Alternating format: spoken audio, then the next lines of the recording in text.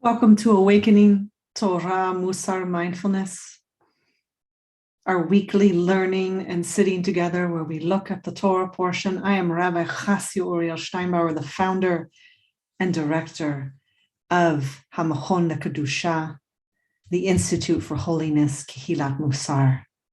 I'm delighted that you've joined us on Zoom and live streaming on Facebook, on our YouTube channel, on LinkedIn and Twitter. Thank you for arriving to engage in this practice together where we meet weekly on Sundays, Bezrat Hashem, God willing, at 3 p.m. Eastern Standard Time, 10 p.m. Israel time. We begin with our kavanah, our intention for today's practice. I'm going to share screen with you.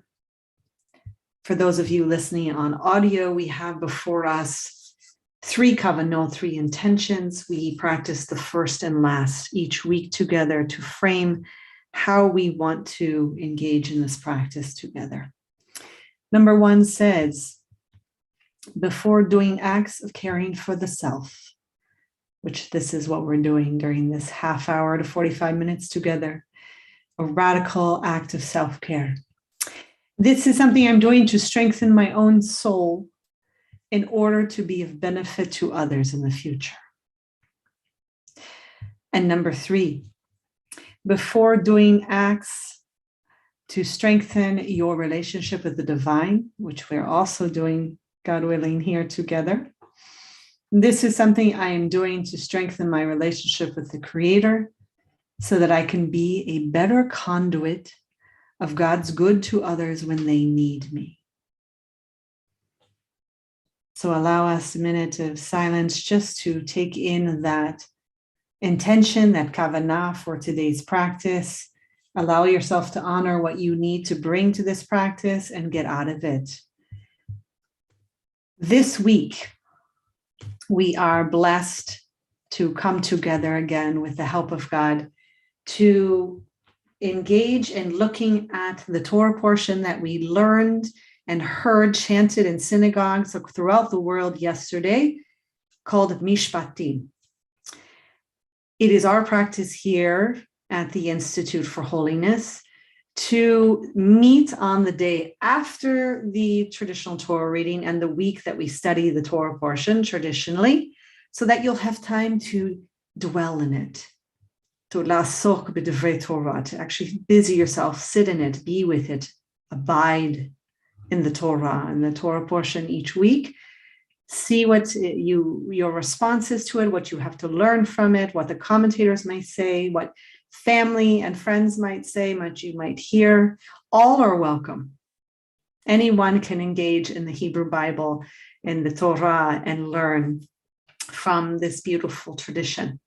So we jump in Mishpatim. Now, Mishpatim, as you know, is full of many laws. Not every law, not every aspect of law, but many laws that dealing with work and money and property and courts, a full range. And there's also so much more that's discussed in this parasha, looking at how you treat others, particularly those that are most disadvantaged in society, to recall how you were treated in Egypt. This is the message to Bnei Israel, but it's also on to the Jewish people later throughout the generations, to remember that you were a ger, a foreigner, and a foreign land, and what that experience is like. And therefore, you should be kind towards others. We'll delve into that.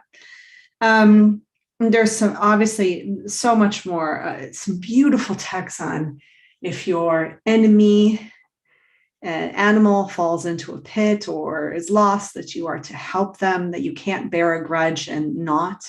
It's beautiful, beautiful laws, utterances, suggestions that can't actually be dealt with in a court of law.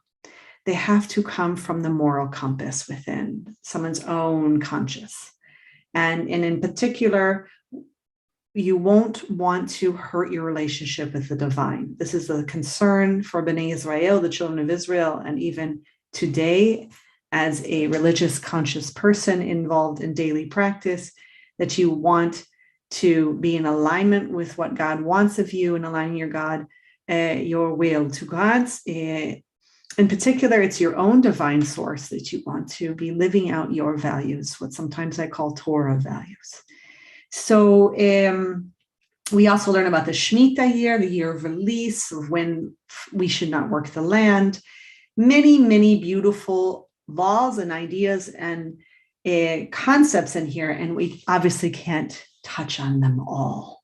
So I'm going to focus briefly on two areas that for this year really speak to me. Okay, and I hope that they do the same to you. So I want to start off by saying this is known as the Book of Covenants, okay, the laws, the Sefer HaBrit. And basically, the most major important thing that you need to realize or accept or face about this Sefer HaBrit is its source, that it's a divine source, okay? And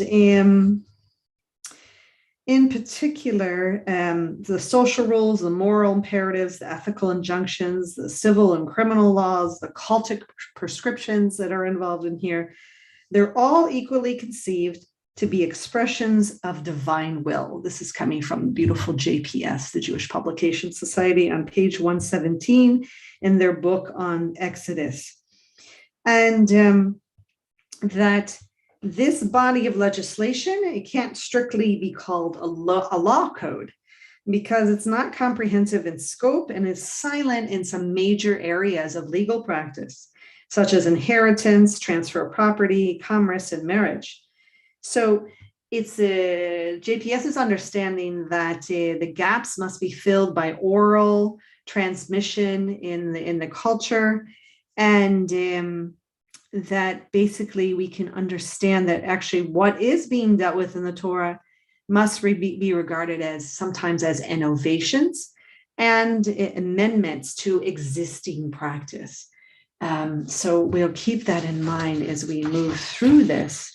And the two areas I want to focus on is just realizing to hold first is, can this be enforced by a judicial court, or is this something that the human being must self-enforce? Are we going back to, not back in as in it's a bad thing to go back, but back to this yada, this yud dayan ayin, excuse me, this sense of knowing God, and that being knowing God as a moral compass to know what's right and wrong and to act through justice and that which is upright and full of integrity. It seems that we are addressing that area here of where we're going to focus for today. So I want to begin first with the case of the slave. And if you were like my childhood self and probably my own children today, you immediately should have that child voice cry out to you and say, slave laws. Why are we even dealing with slaves? We just left slavery. We shouldn't have any slaves. We shouldn't even have to be dealing with this. Why are there slaves, right? So that's our own moral compass. That's our own voice of justice of, you just left slavery and you're going to have slaves and you're going to have laws that actually protect and deal with the slave. Okay, so now that we've had our reaction and our attachment and our aversion, we can come to accept we are dealing with an ancient Middle Eastern Asian society that is entrenched in slavery. And simply because a people is taken out of slavery, there will be times and moments in which someone must enslave oneself. It's a very different form of slavery than we know about from the kidnapping and Atlantic slave trade. Sometimes one is enslaved for stealing, for an act that they might do. Sometimes they will go in some form of slavery for not having that which to pay for something that they owe for a short period of time. There's a time limit. So it's a different form of slavery than we may know or be popular. But in this case, we had the case, and let me touch upon it in the Torah for you. You have this case where you have a slave, and it's a Hebrew slave. It's one of the children of Israel, okay?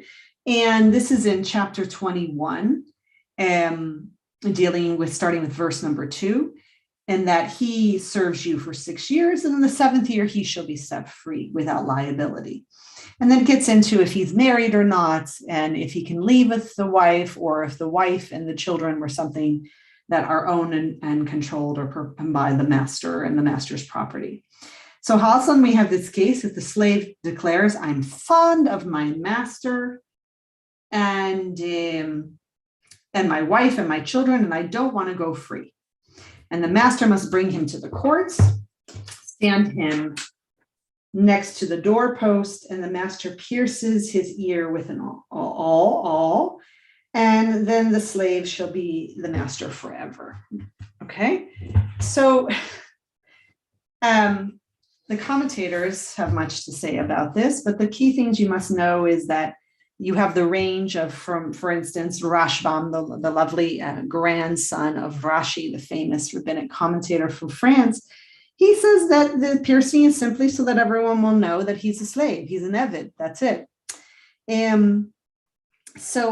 But I love Rashi, and Rashi quotes in Midrash. Rashi comes to say the piercing is a punishment. And for what? It could be a punishment for choosing to remain a slave. That on Har Sinai, God specified that all of Bnei Israel are servants of God and not to human beings. And so the hole in this slave's ear is punishment for choosing to use one's ear to obey a human master rather than God. I want to even extend this. This might be a punishment, almost a public humiliation of coming to the court to have to do this for the master, because the master shouldn't be enslaving someone forever. And in particular, the master shouldn't be leaving a slave with nothing to leave with. So part of the reason why we think a slave would choose to stay with the master, other than obviously wanting to stay with one's wife and children, is this sense that they will have to go out with nothing, no property, no money or anything. And this is where this rule of law and how we treat people will evolve over time. But for right now, that's a moral problem in the sense that you're going to send someone out. They don't want to go out in poverty with nothing.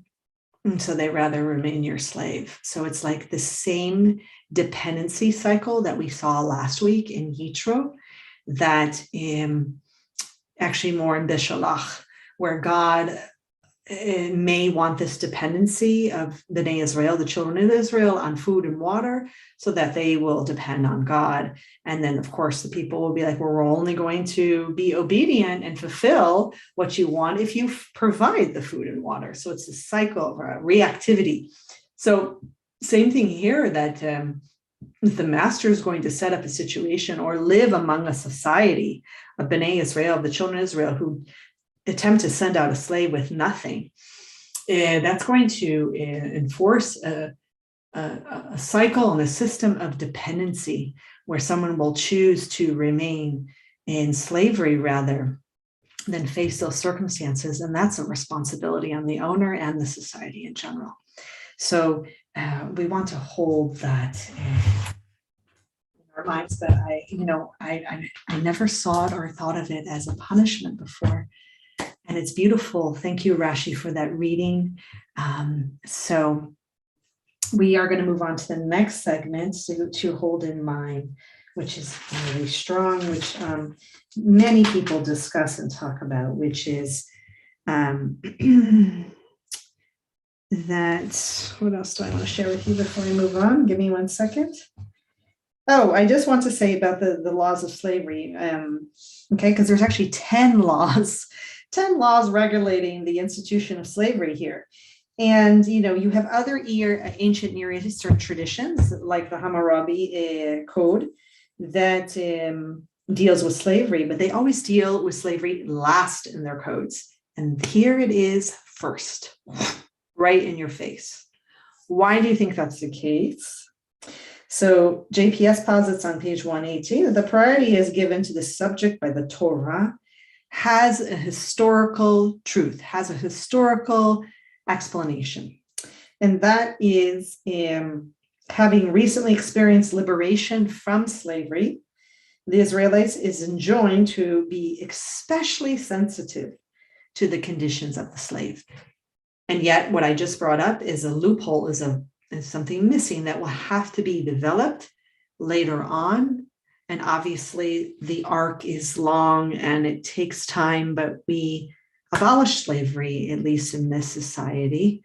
There's still much work to do. Apparently, there are still many countries where it does still exist. This is an evil institution. I don't need to say more about it, but let's learn from what we can from the Torah to move on. So now I'm moving to, which wants to follow along here on chapter 22 through 23, but in particular, I'm chapter 22, verses 20 through 26, where we're jumping in to the concern for the disadvantaged of society, okay? And there are 4 social groups that are especially seen as vulnerable to exploitation and to other things. And these 4 are given God's special concern, and therefore they should be our special concern. So the stranger, the ger, okay, the widow, the orphan, and the poor. Okay, so here there's a huge sensitivity to their condition, not simply out of humanitarian considerations, okay, but because it's a divine imperative. God cares. God does not want this. We, in developing our moral compass, are knowing and remembering, and now ne'aseh v'nishma, are doing, and then listening, then obeying, then learning. We too must hold these in special consideration. And that insensitivity, okay, then this is not something that can easily be enforced in a judicial court. This is about human consciousness, okay? This insensitivity is considered sinful, the violation of a commandment that expresses God's will. And it's all these laws concerning these people are addressed both in the plural and singular, which is of importance, is a striking feature of the Hebrew legal formation of who the audience is. There's no one who gets outside of this. And it recognizes that both the individual and society are equally responsible and accountable for the terms of this relationship, okay? So it's, JPS posits for us and basically says that on page 137 that social evil is thus a sin against humanity and God. It's this going back to this vigilante, this knowing, this fear of God, having this moral compass, living with integrity, and knowing that this, if you treat these people poorly, this is wrong. All right. And so why is this given such importance? Who are we? What did we just come out of? What did the children of Israel just experience for hundreds of years and then were brought out of? Slavery, right? Worst institution in society possible. And so this empathetic regard for the disadvantage in society, it should, it's something that God wants and maybe even come out organically out of us. It's something that is stimulated by our own historical experience. So that's the first thing that they carry with them. And when we talk about intergenerational trauma, well, there's also intergenerational survival skills, that which is beautiful and positive, that enable the people to survive and move and produce, not just people, but be out in society and developing. So we have here that this historical experience of slavery and how we're treated informs us and strengthens our empathetic muscle, or should, right? And this find that God's concern arises out of God's essential nature. And this is what we're starting to emulate, this emulating the divine source.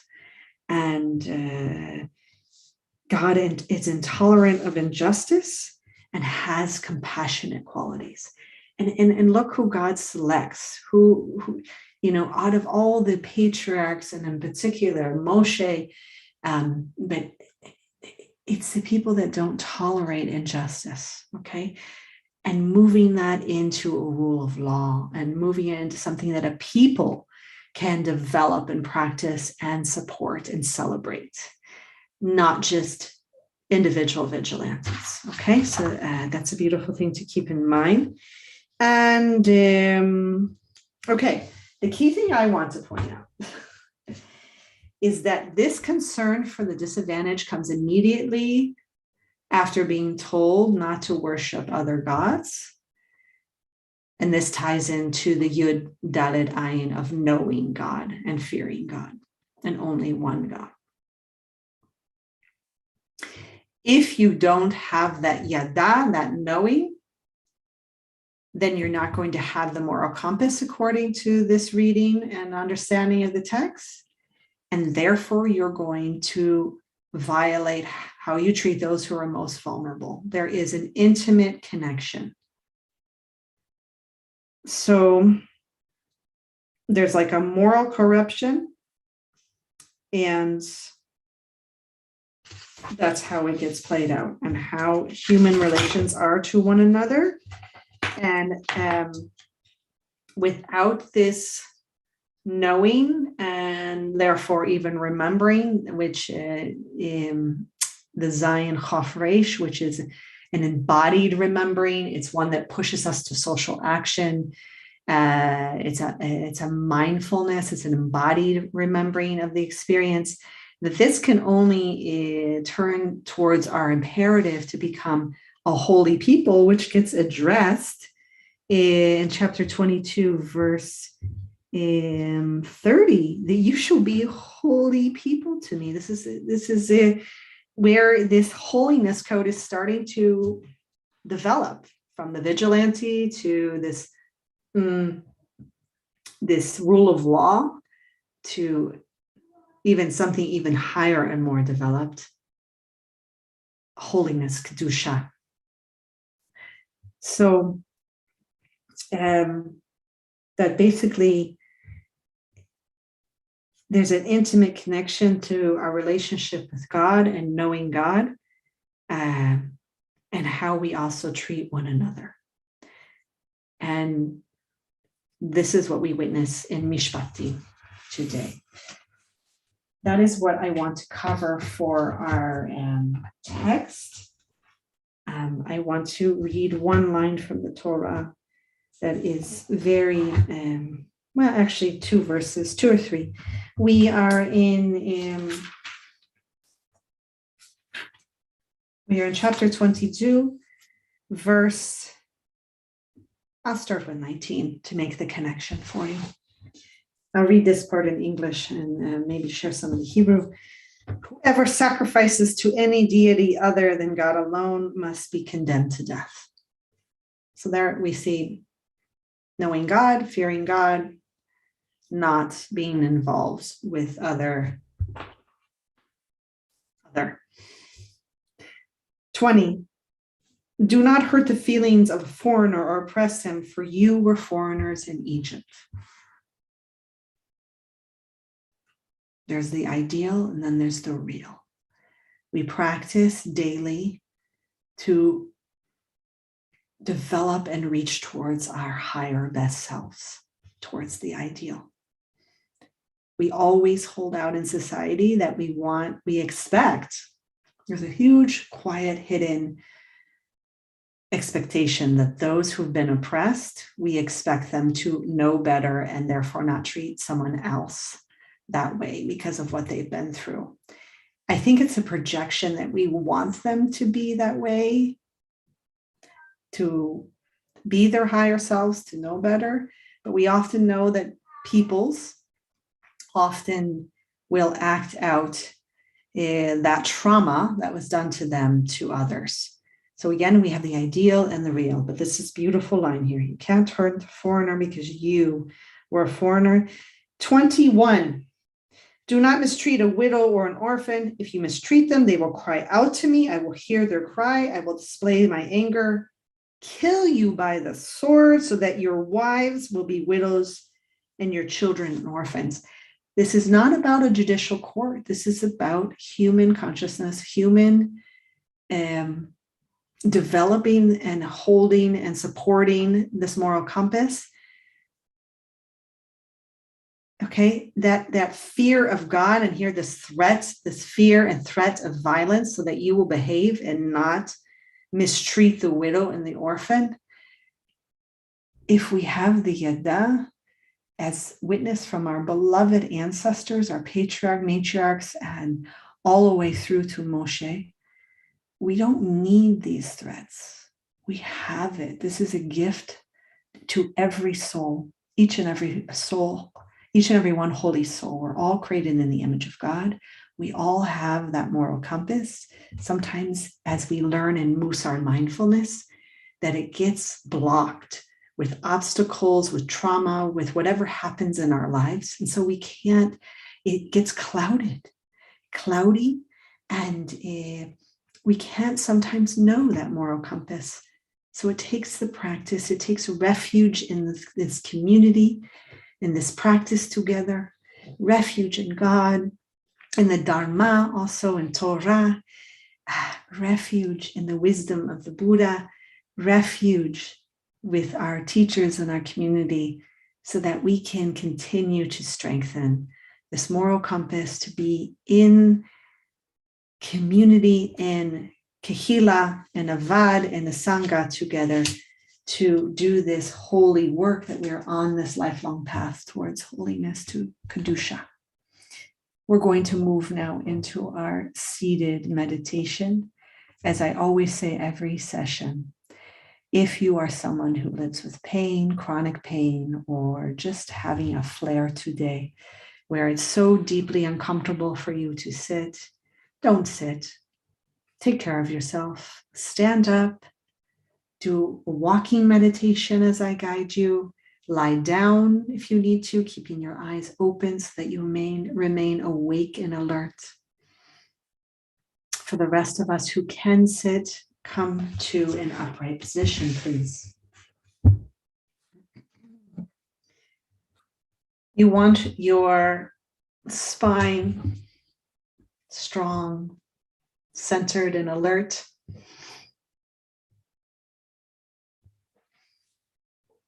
Not West Point stiff, as John Kabat-Zinn says, our wonderful teacher.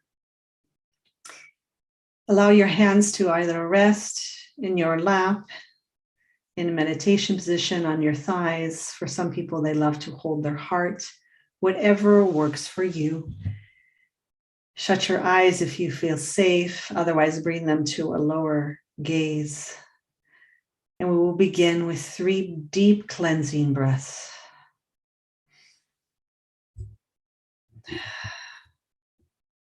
In breath, out breath, I am arriving. In breath, a gift from God. Out breath, I am settling. In breath,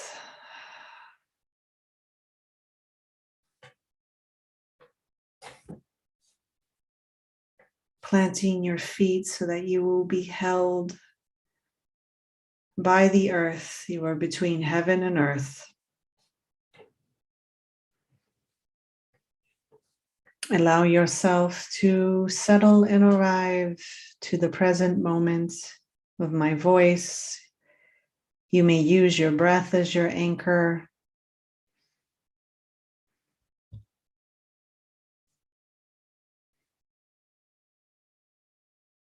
Or you may use the sounds around you.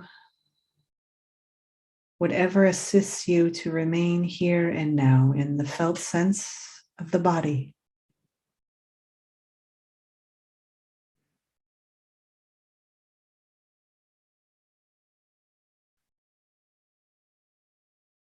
We begin with a brief body scan. This time, begin with your toes. You may allow a smile to come on your face as you awaken to the good that you have toes. You may move them. Allow the roots of the earth to travel through your veins, your nerves, up your feet, up your calves, through your thighs, noticing what is here for you. Any sensations in the body calling for your loving attention. To your hips, your sit bones, your lower back, and your pelvis.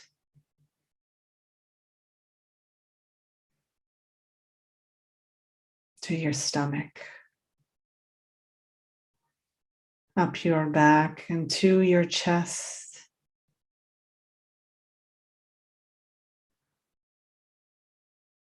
To the area underneath your arms, down to your elbows, to your hands and your fingers. You may move your fingers around. Do you have some thoughts in the past that are pulling you away? Something you want to reminisce about? Perhaps you're planning for the future. The minute you become awake to this, with no judgment, this is just with a non-judgmental kindness and awareness, you bring yourself back to the present moment, to your anchor. We move back up the arms to our shoulders, the shoulder blades, the collarbone, the neck, the throat, to your jaw, your tongue and your cheeks, even behind your eyes, your forehead. What is your experience right here, right now?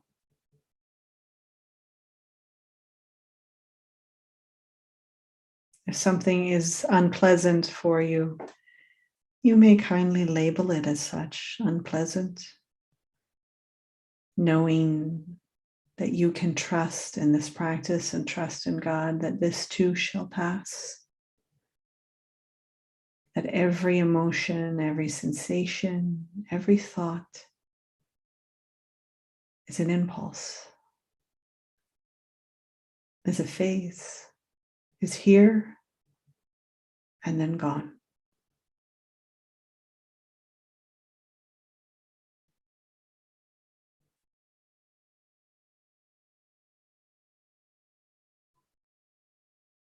You may take refuge in knowing that all of us are sitting here and breathing the same breath together, caring and supporting one another, that there are many others sitting out here right now in this space who may be in deep discomfort and that which is unpleasant too. For others, you may be in a neutral space. For some of us, there might be something deeply pleasant going on. To note it, to allow it.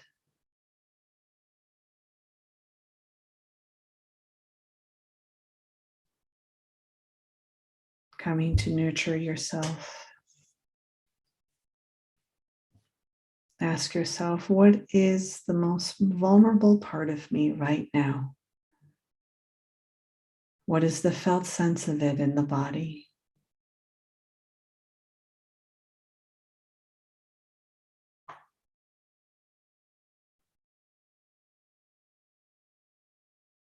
Have I been struggling with attachment or aversion today, yesterday, the past week?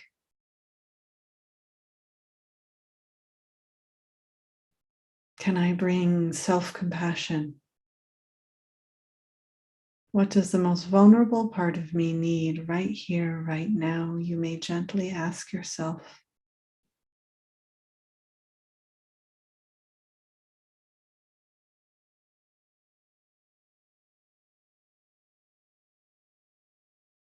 Perhaps it needs love. Perhaps it needs wisdom. Perhaps it just needs to be held and that you be with it.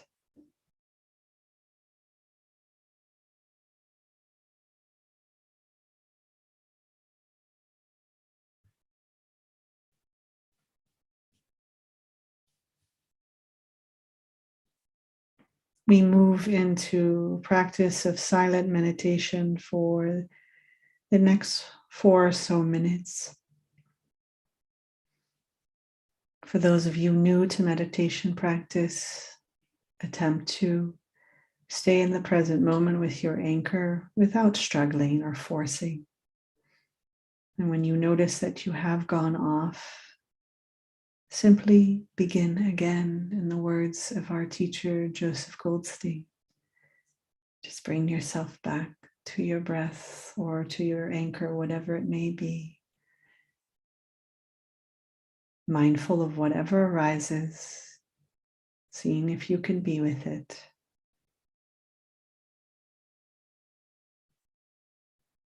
Coming to non-identification through a nurturing, loving curiosity.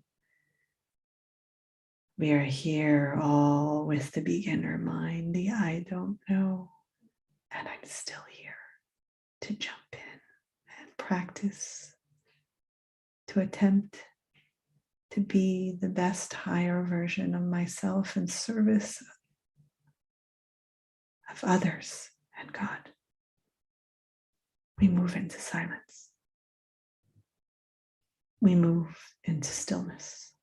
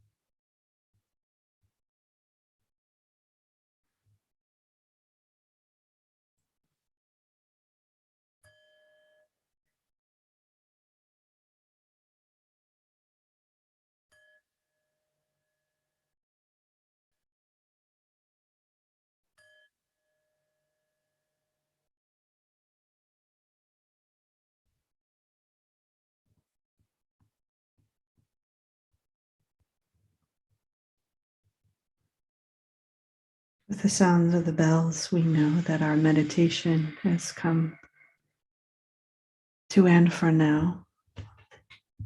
When you feel ready, gently and kindly open your eyes to join us back in this sacred space, practicing awakening.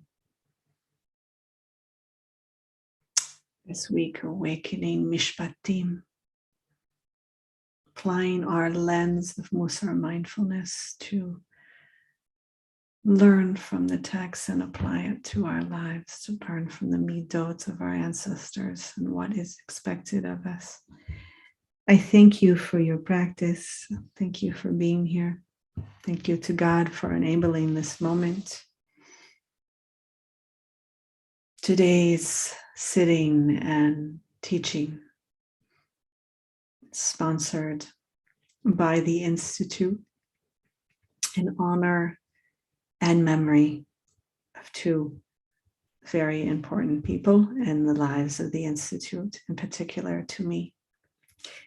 The first is in memory of Dai Thich Nhat Hanh, who, as we know, passed away. May his memory be for a blessing. He's a beloved teacher and will remain so, and his teachings will pass through all of us. And it is only my wish throughout my lifetime, if I'm given the opportunity, God willing, to emulate who he was and what he provided to the world. The second person is not in memory of, but in honor of Lily Violet, the Institute's extraordinaire, more than a website designer, our visionary for our brand, if we want to call it that, to assist the Institute for Holiness to be its best self, to raise itself up to its higher self. And we sponsor in honor of her. She's helped us create the vision of who we are and where we need to head as a long-term plan. And in particular, we'll be launching, with her help and God's help, our new website on my Abba's yahrzeit, on his Yom HaZikaron, his memorial day of his death, which is on Rosh Chodesh Adar Rishon, on the new moon of the month of Adar, coming on tomorrow night. It starts, and the day is February 1st. It falls on. We will be launching the new website at www.kehilatmussar.com. And so you can know that Lily was part of the mastermind and visionary and support for the Institute for Holiness to provide what it can out to the world, to bring Mussar mindfulness to as many people as possible, and to build this cohort of practitioners to be refuge and community together. So we have a lot to celebrate this week in memory of my Abba, my father. May his memory be for a blessing. Help me and help the Institute make his memory for a blessing by subscribing to the Institute for Holiness through our MailChimp to receive a monthly newsletter. Become a member where you will support the Institute monthly for a small fee of $18. If US dollars, it can come in any currency possible to enable the work that we do and to receive member benefits that were all laid out and listed on the website. You can find that membership information there, and to subscribe to the website. No need to be a member to subscribe to the monthly newsletter through MailChimp. And it's also the link on the website. So I'm delighted. I hope that you are too, to get the most out of what we can offer and build together. And I'm so grateful for today's sit. Thank you. We meet the same time, Bezrat Hashem, next week, and Sunday, 3 p.m. Eastern Standard Time. And what comes after Mishpatim is Truma, and another beautiful, they're all beautiful parshiyot, but these ones really tap at the heart. So please join me next week. Be in touch via email to kehilatmussar@gmail.com with any comments or questions. I thank you again so much for your practice and being here. God bless you. I look forward to seeing you at the launch on February 1st.